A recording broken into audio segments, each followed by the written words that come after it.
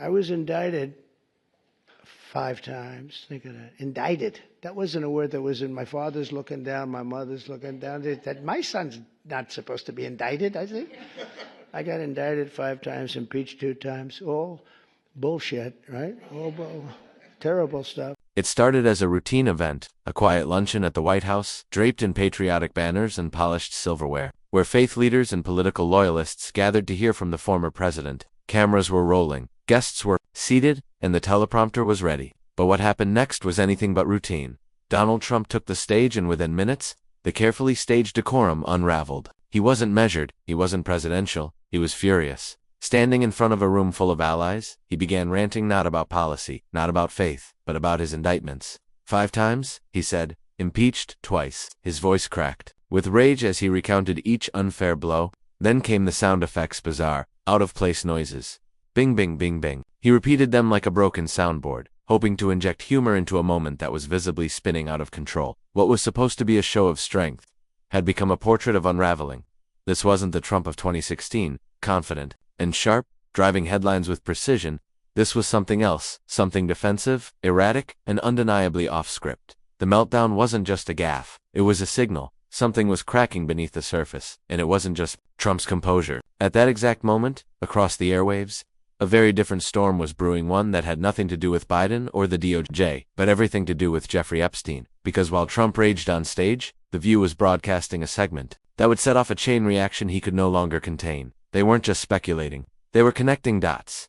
Epstein, secrecy, the missing client list, and Trump's name. That's the danger of distraction. You can throw red meat to the base, shout, blame, even make cartoon sounds to steer the spotlight. But when the silence around your past grows louder than your slogans, people begin to ask real questions. And when those questions come not from your enemies, but from the people who once cheered your name, the damage isn't just foundational. At that moment, the narrative began to slip, and so did the grip. The room applauded politely, but outside those doors, something much bigger had been set in motion. Across the country, MAGA supporters weren't echoing the bing, bing, bing. They were demanding something else entirely. Answers, transparency, accountability, and they weren't alone. A daytime talk show, of all places, had just flipped the spotlight and asked the one question Trump had avoided for years. What are you hiding? The question didn't disappear. In fact, it only grew louder. It didn't come from Capitol Hill. It didn't come from a front-page newspaper. It came from a round table draped in soft lighting, surrounded by coffee mugs and layered opinions. In a world where political bombshells are usually dropped on primetime cable, it was daytime television, The View of all places, that broke the silence surrounding the Epstein files. The moment caught viewers off guard. Between the usual banter about celebrities and hot-button issues, something shifted. There was a different kind of tension in the studio. Whoopi Goldberg, usually calm and commanding, grew visibly unsettled. Across from her, Sunny Hostin and Alyssa Farah Griffin pressed forward with facts, not feelings. They weren't just asking rhetorical questions. They were pointing to real contradictions. Sunny reminded viewers that Donald Trump's name had appeared at least 7 times on Jeffrey Epstein's flight logs, public records, not rumors. Alyssa, a former White House aide, calmly explained that Trump had the full authority to release the Epstein files, but never did. And Pam Bondi, his longtime ally, had just released a memo denying that any client list existed, a memo that, according to insiders, required White House clearance. The questions that had lived on Twitter threads and Reddit posts for years had finally reached the mainstream, and they weren't coming from partisan hacks or activists. They were being asked by women who had once defended the administration, who had sat inside those rooms and knew how the system worked. The studio audience sat silent. On social media, clips of the exchange began spreading like wildfire. For many viewers, it was a moment of clarity. These weren't wild accusations, they were basic demands for transparency. If there was nothing to hide, why not release everything? Why send Bondi out with a carefully worded memo instead of giving the public what they deserved? For a show that has often been criticized for sensationalism, The View's pivot to fact-based inquiry felt strangely grounded. There were no screaming matches, no cheap theatrics, just calm, pointed questions. And that might have been what made it so powerful. Sometimes, the truth doesn't need to shout. It only needs to be spoken by the right people, at the right time. And this time it hit a nerve knot, just with the viewers at home, but with the MAGA base itself. For years, that base had demanded justice over Epstein. They had insisted that anyone be held accountable. But suddenly, the one person they thought stood apart from the cover-ups was acting just like the rest. As the clip from The View circled online, it wasn't liberals who began raising the alarms, it was Trump's own supporters. The very people who once echoed, "drain the swamp." were now asking if their champion had become part of it, and when a movement begins to question its own mythology, that's not a PR crisis, it's a fracture. Murmurs had started, but the cracks would only widen, because what followed wasn't a message of reassurance from Trump, it was something else entirely. A feud, a distraction, a bizarre outburst targeting someone who hadn't been in the headlines in years. And that's when everything truly started to unravel. It was the kind of moment few saw coming, not from the press, not from late-night TV, and definitely not from the base that once chanted Trump dos mi vinci quattro with unwavering pride. But inside a packed town hall in the Midwest, something changed. The moderator asked a simple question: how many of you believe the government is telling the full truth about Jeffrey Epstein? A quiet stillness fell across the room. Then, one by one, hands went up, dozens of them, and then, more. The same people who wore red hats and waved flags with Trump's name were now raising their hands, not in celebration, but in doubt. This wasn't a fluke. It wasn't a liberal trap or a media trick. These were lifelong supporters, people who had stood with Trump through 2 impeachments, 5 indictments, and more headlines than they could count. And now, they were the ones demanding answers. Some were asking for a special prosecutor to investigate the Epstein files. Others were posting online, tagging Trump himself, pleading, if you're not hiding anything, just release the list. They weren't angry at the media. They were frustrated at the silence. And for the first time, that silence was coming from someone they trusted. Even on Truth Social, Trump's own platform, the comment sections began to shift. Under posts about Biden, gas prices, or Ukraine, the replies flooded in. What about Epstein? Why won't you talk about the flight logs? We deserve to know. This wasn't betrayal. It was heartbreak. Because for so long, the MAGA movement believed they were the outsiders, the ones who saw through the lies. They believed Trump was different, that he wasn't like the politicians who covered for their friends or buried the truth under classified memos. He was supposed to shine a light in the dark, but now, the darkness felt closer than ever, and the light, it was flickering. That's the thing about trust. Once it starts to crack, even the smallest silence sounds like a scream. And here's the hard part: it didn't have to be this way. All Trump had to do was answer them, speak directly, reassure the people who never stopped defending him. Instead, he changed the subject, loudly, because as the MAGA base asked for accountability, Trump delivered something else. A strange, unrelated feud. One that seemed pulled from an old playbook. Something that would ignite headlines, deflect attention, and shift the conversation away from Epstein entirely. But what he didn't realize was that this time, the old tricks might not work, because the people weren't just watching, they were remembering. And some of them were beginning to ask themselves a dangerous question. What if the truth isn't out there because someone doesn't want it to be? And just as those questions grew louder, a new rift emerged, one that didn't come from voters, but from inside Trump's own political machine. A private fight, behind closed doors, was about to spill into the public eye. And once it did, it would make everything far more complicated. In politics, most battles are waged between parties, red versus blue, right versus left. But sometimes, the fiercest fights happen on the same side of the aisle, quietly at first, behind the scenes, until the tension becomes too loud to ignore. That's exactly what began unfolding between Pam Bondi and Dan Bongino, 2 of Trump's most visible defenders. Both were household names in conservative circles. Both had stood firm for Trump through years of controversy.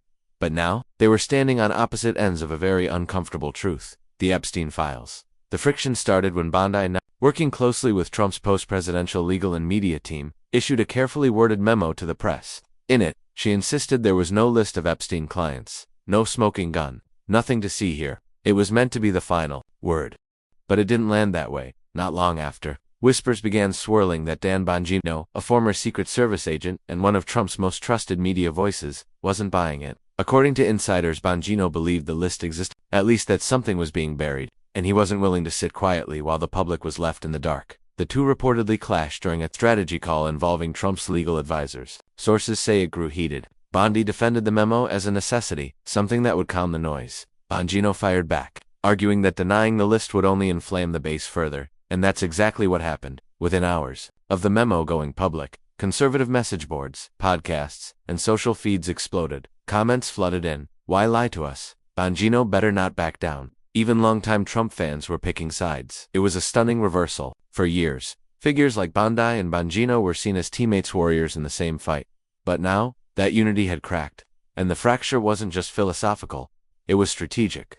It exposed 2 very different visions of how to survive. A scandal, one that said deny and deflect, and another that whispered, maybe, just come clean. There's a saying in crisis management: it's not the scandal that ruins you, it's the cover-up. And in this case, the cover-up was starting to look like a trap of their own making, because the more Bondi denied, the more people asked, and the more Bongino hesitated, the more the pressure mounted. The truth is, both were caught in an impossible position. Tell the full story, and risk exposing people in their own ranks. Stay silent, and risk losing the trust of the very movement they helped build. Somewhere in the middle of it all, Donald Trump stayed quiet, watching, calculating, letting the battle unfold. But while Bondi and Bongino fought to control the narrative, Trump was preparing a familiar move, one that had worked for him in the past. A sudden shift in focus, a public distraction, something bizarre and attention-grabbing that would suck the air out of the Epstein conversation.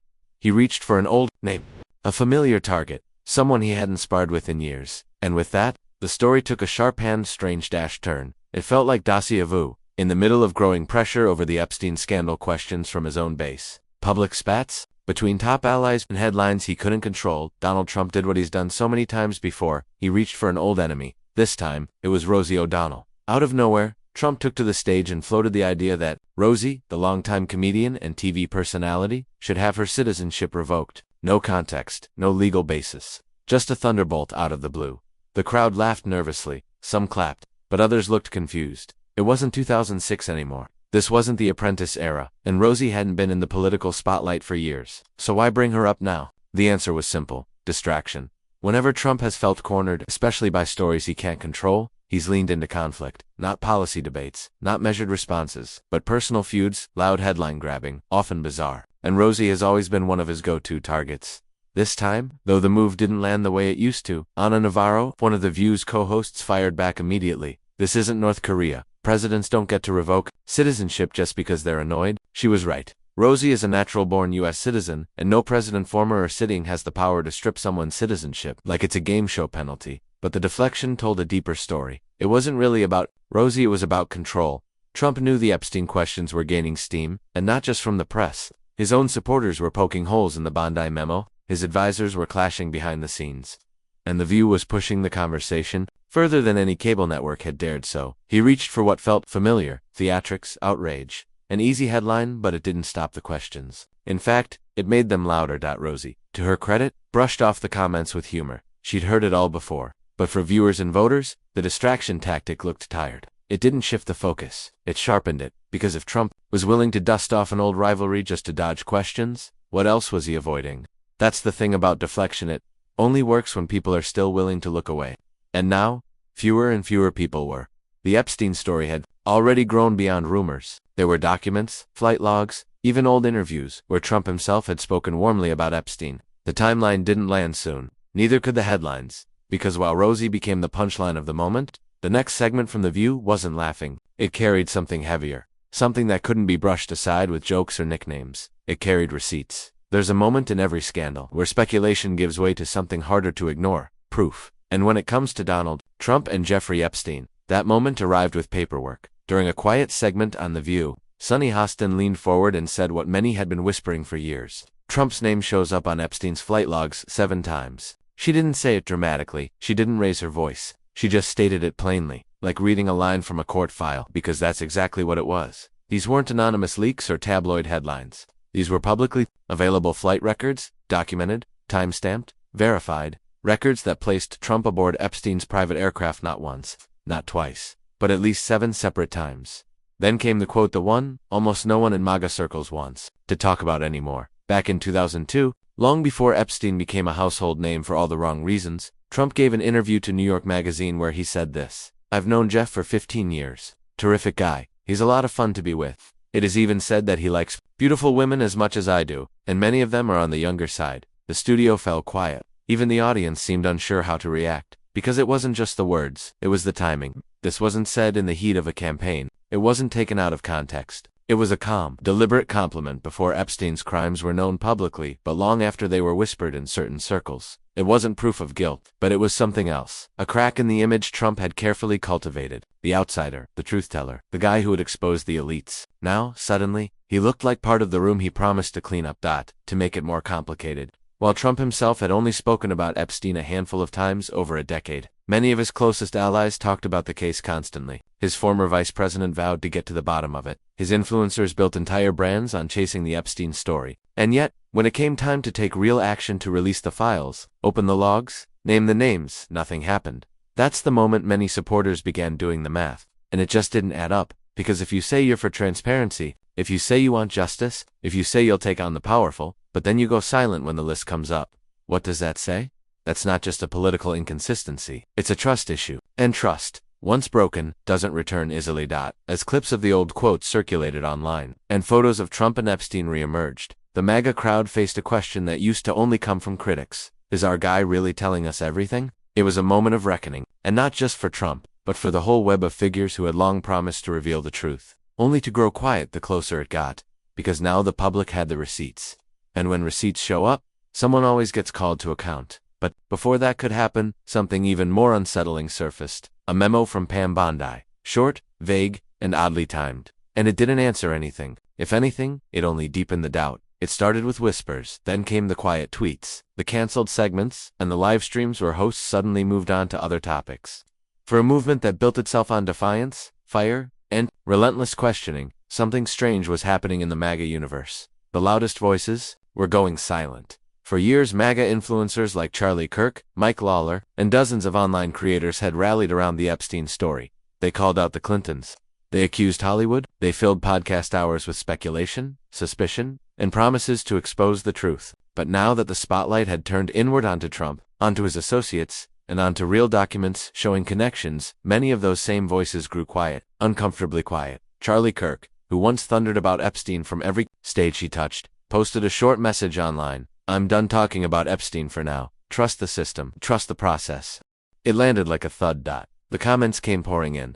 You're part of the cover-up now? Why stop now, Charlie? Trust the system. That's not what you used to say. Even Congressman Mike Lawler, a staunch MAGA ally, urged followers to move on from the Epstein story in an Instagram post. Within minutes, his feed filled with questions. Are you on the list? Why are you protecting them? And just like that, what once looked like an unbreakable wall of loyalty began to fracture. Because the thing that held the movement together wasn't just policy or personality, it was belief.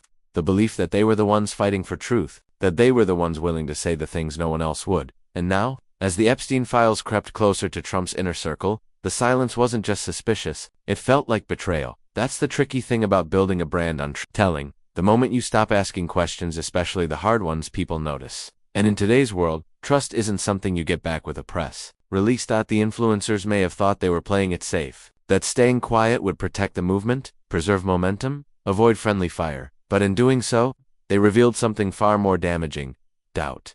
And once doubt enters the room, it spreads fast. It lingers in every headline, every clipped quote, every unanswered post. You can't unring that bell. What people began to realize was this. Maybe it wasn't about ideology, maybe it was about access, about power, about who gets protected when the truth gets too close to home. And that realization led many to the next question. If those at the top are suddenly quiet, what else are they afraid of us finding out? The answer didn't come from a speech or tweet. It came in the form of a document, short, careful, and wrapped in legalese. Pam Bondi's memo. A single-page statement that was supposed to end the conversation. Instead, it only made it worse. It arrived quietly, like most damage control memos, dosha fag, and framed as a matter-of-fact clarification. But for millions of people across the country, Pam Bondi's statement wasn't clarification. It was insult. After weeks of rising pressure, after mounting public demands from conservatives and liberals alike to release the names tied to Epstein's network, Bondi Trump's longtime legal aide Leah Lyard released a memo claiming that no such list existed. No names, no files, no revelations. Just trust us. The reaction was instant. People didn't get calmer. They got louder. Because just weeks earlier, Bondi herself had implied the list existed. She said it was being reviewed. She said it would be handled with care. And now, suddenly, it was gone. On The View, Alyssa Farah Griffin laid it out clearly. If the White House wanted that list released, it would be released. Trump has the power to do it. All he has to say is, Pam, release it. She wasn't speculating. She'd worked inside that system. She knew exactly how it functioned. That's why this memo didn't feel like clarity. It felt like gaslighting. People weren't upset just because they thought there was a list. They were upset because they had been told there was one repeatedly, and now they were being asked to forget it ever existed. As if they'd imagined the headlines.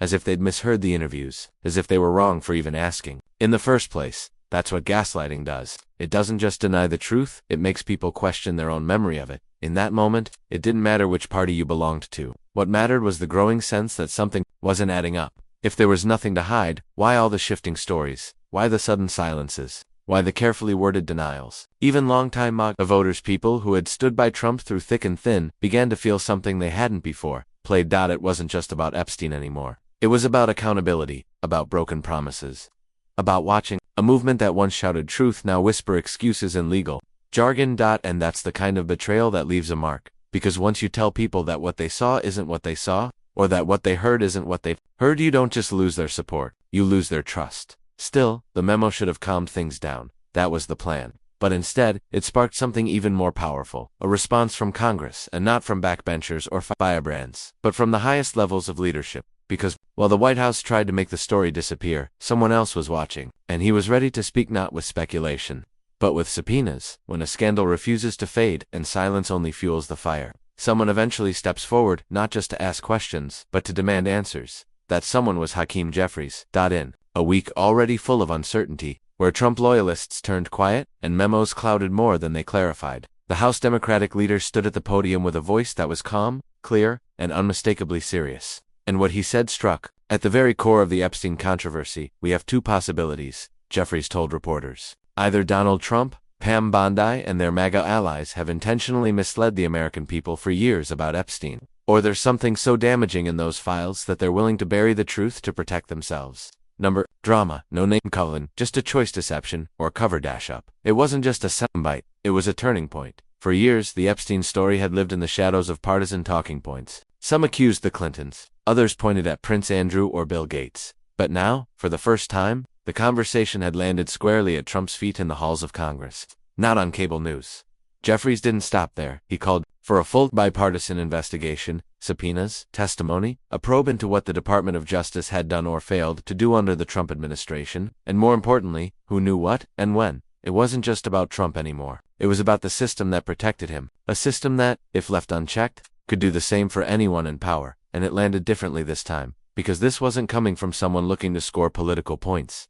Jeffries had the stature, the weight, the authority to turn a scandal into a formal inquiry. And when even Trump's own supporters were begging for transparency, his words carried the kind of bipartisan resonance that's rare in Washington. There's a quiet lesson, tucked inside moments like this one, we often overlook in the noise of political theater. Truth doesn't need to be shouted to hit hard. It only needs to be spoken plainly and at the right time. And this was that time. Jeffries asked the question many Americans were already whispering, what are you hiding? And if you're not hiding anything, why not prove it? With that one sentence, the scandal transformed from a media frenzy into a matter of national accountability. And while Trump's allies scrambled to redirect the conversation, one thing became clear, the silence wasn't working anymore. Because when people, from both sides of the aisle, start asking the same question, stonewalling doesn't look like strength, it looks like guilt. But this story wasn't done yet. As Congress stirred and subpoenas loomed, one final twist was still waiting, a moment of retreat from the man who had once shouted the loudest. A decision that would say more than any press conference ever could. When a movement begins with fire, it rarely expects to end in quiet. And yet, that's exactly how the Epstein scandal began to pull at the edges of MAGA, not with an explosion, but with an uneasy silence. A silence that grew deeper with every unanswered question, every no comment, every deflection that landed a little too late. At the center of it all was a hard truth that no memo could erase. People felt betrayed. They weren't angry just because names hadn't been released or because questions hadn't been answered. They were angry because they had once believed, truly believed, that Trump was different, that he would drain the swamp, expose the elites, and never hide from the truth. But now, with his own name linked to Epstein's flight logs, and his team quietly backing away from promises of transparency, something shifted. Faith became doubt, trust became tension, and the sound of silence from Trump's camp began to echo louder than any rally chant. Even Charlie Kirk, once one of Trump's most aggressive defenders, told his audience he was done talking about Epstein. Done just like that. No more outrage, no more questions. Just a door closed without explanation. And the base felt it, not just in their politics, but in their hearts. These were people who had followed Trump through storm after storm, defended him against media backlash, and clung to the belief that he stood apart from the political games of Washington. But when it mattered most, when the truth was on the line, he didn't lead. He deflected, then disappeared. And that's the cost of silence. Because silence doesn't settle scandals, it amplifies them. It makes people ask what else might be hidden, who else might be protected, and just how far the truth has been bent to protect a narrative instead of a nation. In the end, what unraveled wasn't just a political story, it was a relationship between a leader and the people who believed he was telling them the truth. That's the kind of break that doesn't happen overnight. It happens quietly, in moments. In a forgotten quote, a missing list, a memo that says nothing, and a leader who chooses to say even less. It happens when people who spent years shouting for justice realize the person they trusted most might be playing the very game they vowed to destroy. As we step back and look at the aftermath, one thing becomes clear. This scandal was never just about Epstein. It was about truth. And what happens when those in power are too afraid or too proud to face it head on? And when that fear becomes silence, and that silence becomes strategy, even the most loyal movements begin to crack. But this isn't where the story ends. Because from the halls of Congress to the living rooms of everyday Americans, one question still remains. Will the truth ever be told? And in just a moment, we'll talk about why that question still matters, and why the answer may define more than just this scandal. It may define what kind of country we choose to be next. So here we are. What began as a strange outburst at a White House luncheon unraveled into something much bigger, a moment of reckoning inside the MAGA movement. From The View raising the first bold questions, to Trump's own supporters demanding answers, to a House leader naming the elephant in the room. This wasn't just about Epstein. It was about silence, about shifting loyalties, about the cost of trust broken from the inside. We saw public records, forgotten quotes, and vanished promises. We watched key figures go quiet, others turn on each other, and still others pretend the questions didn't matter, but the people noticed. And they're still asking, what are you hiding? Because truth matters. And when truth gets buried, whether by pride, politics, or fear, it always finds a way to rise again. Thank you for spending time with us today. If you found this video insightful or thought-provoking, please hit that like button, subscribe to the channel, and share it with others who care about truth, transparency, and accountability, no matter where they stand politically. We've got more to uncover, and we'd love to have you with us. Until next time, take care and stay curious.